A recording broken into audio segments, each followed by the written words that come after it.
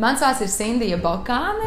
Esmu digitālā satura autore, veidoju saturu sociālos tīklos, apkalpoju uzņēmumus un vadu savu digitālā mārketinga aģentūru SIA Sindija Media. Man ir bijušas dažādas problēmas ar acīm, sākot ar to, ka esmu nesējis arī kontaktlenses, kuru dēļ patiesībā man bija dažādi acu iekaisumi un arī operācijas. Mūsu acis nebija iedomāts tam, lai mēs visu laiku strādājam tuvumā pie datora vai ar dokumentiem, bet ikdiena ir tā, ka mums to visu jādara. Ir tāds patīkams uztraukums, bet tajā pašā laikā ļoti liela drosme to darīt.